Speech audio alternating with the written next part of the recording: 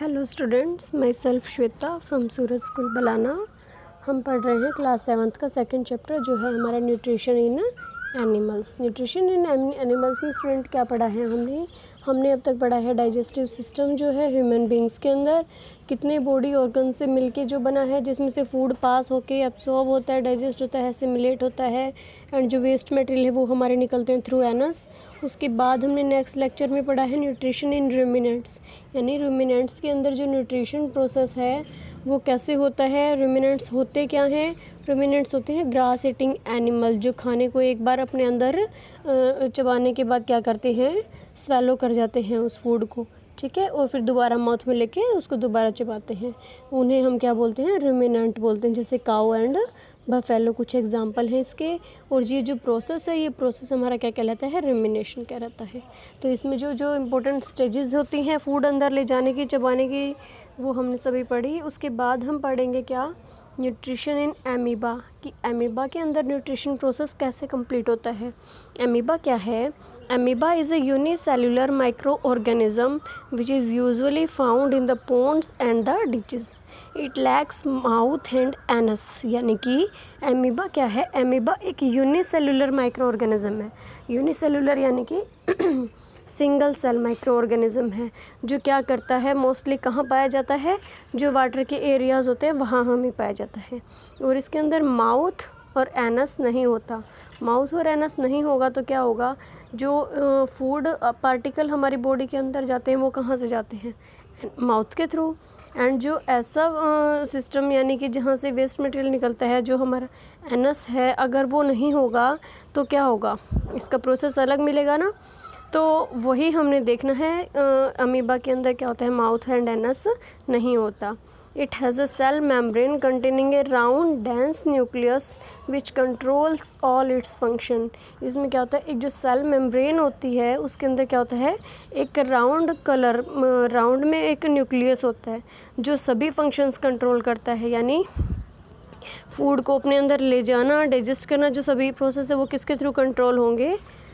Nucleus के through control होंगे, ठीक है। Amoeba feeds on other micro organisms found in its surrounding. Amoeba खाता क्या है? जो दूसरे माइक्रो ऑर्गेनिजम्स हैं जो उसके अपने आसपास के इन्वायरमेंट में, एटमॉस्फेयर में पाए जाते हैं, वो उसको फीड करता है। तो उसका प्रोसेस कैसे स्टार्ट होता है? फर्स्ट स्टार्टिंग होगी इंजेशन से। इंजेशन में क्या होगा? व्हेन अमीबा सेंसेस फूड यानी जब अमीबा को फूड की सेंस मिलेगी, यानी जब उसे ये आइडिया होगा कि फूड कहाँ है, it forms fine finger like projections, जिसको हम क्या बोलते हैं? सूडोपोडिया। सूडोपोडिया यानी कि फॉल्स फीट। आप देख पा रहे हैं फिगर बी के अंदर, ये इस टाइप से शेप कर लेता है अपनी, जैसे फिंगर लाइक किसी फूड आइटम को अपने अंदर लेने के लिए। फिगर ए में आप क्या देख सकते हैं? जो हमारा अमीबा है उसमें न्यूक्लियस दिखाई दे रहा है और बाहर जो रेड कलर का दिख रहा है आपको, वो आपका क्या है? फूड पार्टिकल है, ठीक है। तो जब उसको सेंस होगी तो फिगर बी जो आप देख पा रहे हैं, तो वो कैसे स्ट्रक्चर कर लेगा अपनी? वो एक फिंगर लाइक स्ट्रक्चर कर लेता है जिसको हम क्या बोलते हैं? स्यूडोपोडिया बोलते हैं, ठीक है।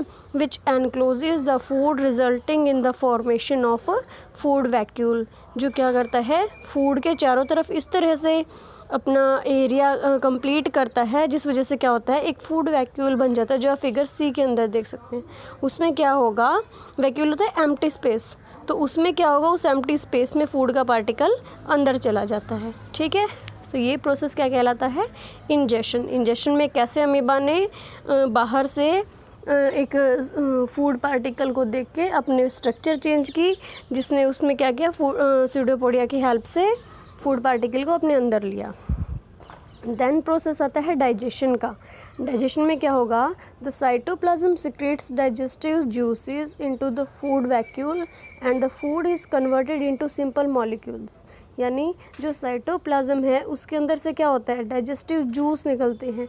डाइजेस्टिव जूस हमारी हेल्प करते हैं, जो फूड होता है उसको एब्जॉर्ब करने में, उसको डाइजेस्ट करने में हेल्प करते हैं, ठीक है। तो जो ये साइटोप्लाज्म है वो क्या हेल्प करेगा? जो सीक्रेट जूस निकलेंगे उसके अंदर से, डाइजेस्टिव जूसेस, जो कहाँ जाएंगे? फूड वैक्यूल में, ठीक है। तो जो फूड वैक्यूल के अंदर फूड था वो किस में कन्वर्ट हो जाएगा? सिंपल मॉलिक्यूल्स में। यानी कि अब वो फूड पार्टिकल ब्रेक डाउन हो चुका है, किसकी हेल्प से? इन डाइजेस्टिव जूसेस की हेल्प से, ठीक है। देन प्रोसेस आता है एब्जॉर्प्शन। एब्जॉर्प्शन में क्या होगा, जो फूड डाइजेस्ट हुआ था उसके बाद, डाइजेस्ट होने के बाद उस फूड को क्या होना है, एब्जॉर्ब होना है, क्योंकि जो फूड एब्जॉर्ब होता है उसी के बाद हम उसको हमारी एनर्जी के फॉर्म में यूज़ कर सकते हैं। जैसे कि the digested food is absorbed and is used for energy, growth and repair, यानी जो हमारी बॉडी को एनर्जी चाहिए काम करने के लिए। अब हम अमीबा की बात करें तो अमीबा को जो एनर्जी चाहिए, जो ग्रोथ उसकी होनी चाहिए, जो उसकी बॉडी की रिपेयरिंग होनी चाहिए, वो कहाँ से होगी, जब ये डाइजेस्टेड फूड एब्जॉर्ब हो जाएगा। ठीक है। देन प्रोसेस आता है एसिमिलेशन एंड इजेशन। जो फूड एसिमिलेट होगा उसके बाद, और फाइनली जो अनडाइजेस्टेड फूड था, यानी जो अनवांटेड फूड है, वो क्या होगा, बॉडी से एक्सपेल्ड आउट, यानी कि बाहर निकल जाएगा। तो इस तरह से न्यूट्रिशन होता है अमीबा के अंदर। ठीक है। तो उसके बाद हम लेट्स रिवाइज पढ़ते हैं। देखिए, न्यूट्रिशन इन्वॉल्व्स 5 स्टेजेस। न्यूट्रिशन के अंदर 5 स्टेज इन्वॉल्व होती हैं। सबसे पहले क्या, इंजेशन। इंजेशन में क्या होगा, जो फूड है वो हमारे माउथ के अंदर से हमारे स्टमक में जाएगा। देन फूड क्या होगा, डाइजेस्ट होगा, डाइजेस्टिव जूसेस जो सिक्रीट हुए हैं उसकी हेल्प से। उसके बाद फूड एब्जॉर्ब होता है, एसिमिलेट होता है एंड देन इजेशन होता है, यानी जो अनवांटेड फूड पार्टिकल्स हैं जो हमारे किसी काम के नहीं हैं वो क्या होंगे, बॉडी से निकल जाएंगे। तो 4 different types of teeth in humans are. Human के अंदर जो हमारे टीथ हैं, जो 32 परमानेंट टीथ हैं, उसमें क्या होती है, 4 कैटेगरी होती हैं। फर्स्ट है हमारे incisors, canines, premolars and molars.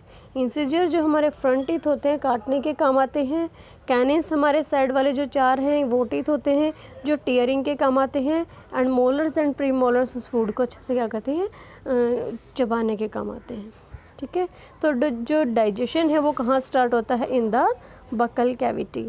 और ह्यूमन के 2 सेट हैं टीथ के, मिल्क एंड परमानेंट टीथ। जो डाइजेशन प्रोसेस है takes place in the stomach and in the small intestine, जहाँ पे क्या होगा, एब्जॉर्प्शन होता है न्यूट्रिएंट्स का। यानी स्टोमक के अंदर क्या होता है, डाइजेशन प्रोसेस में पार्शियली डाइजेस्ट हो जाते हैं फूड आइटम जो हैं, वो हाफ डाइजेस्ट हो जाते हैं। और उसके बाद जो हाफ डाइजेस्टेड फूड जो बचता है वो कहाँ जाता है, स्मॉल इंटेस्टाइन में। बाकी का डाइजेशन का प्रोसेस स्मॉल इंटेस्टाइन में होता है, जहाँ क्या होती है, न्यूट्रिएंट्स जो है फूड के अंदर उनकी एब्जॉर्प्शन होती है। ठीक है। उसके बाद जो अनडाइजेस्टेड और अनवांटेड वेस्ट है वो क्या हो जाता है, एनस के थ्रू एलिमिनेट, यानी कि बाहर निकल जाता है।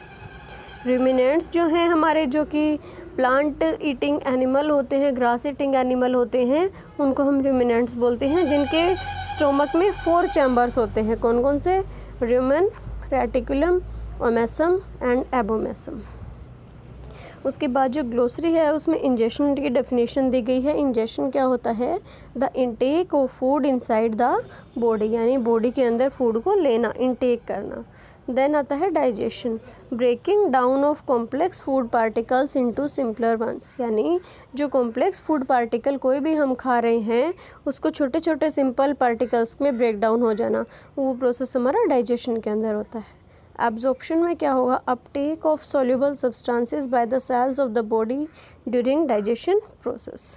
डाइजेशन प्रोसेस के दौरान जो पार्टिकल सोल्यूबल होते हैं, जो सब्सटेंस सोल्यूबल होते हैं, वो कहाँ, सेल के द्वारा एब्जॉर्ब कर लिए जाते हैं, उसको हम बोलते हैं एब्जॉर्प्शन। फिर होता है एसिमिलेशन। एसिमिलेशन में क्या होता है, एसिमिलेशन में बॉडी जो सोल्यूबल सब्सटेंसेस है उसको यूज़ करती है। फिर होता है इजेशन, जिसमें क्या होगा, एलिमिनेशन ऑफ अनडाइजेस्टेड फूड। जो फूड अनडाइजेस्टेड है, बॉडी के किसी काम का नहीं है, वो क्या होगा, बाहर निकल जाएगा, एलिमिनेट हो जाएगा। सूडोपोडिया क्या होता है, ये अभी हमने पढ़ा था अमीबा के अंदर, जिसमें एक क्या होता है, फिंगर लाइक प्रोजेक्शन बना दी जाती है अमीबा के द्वारा किसी भी फूड पार्टिकल को अपने अंदर लेने के लिए। फिर आता है विली। विली भी क्या होती है, एक फिंगर लाइक प्रोजेक्शन ही होती है, जो किस पे प्रेजेंट होती है, जो स्मॉल इंटेस्टाइन है उसकी लाइनिंग पे प्रेजेंट होती है, जो क्या करती है, एब्जॉर्प्शन को ज़्यादा इफ़ेक्टिव बना देती है, यानी एब्जॉर्ब करने में हेल्प करती है। फिर है हमारे रूमिनेंट्स।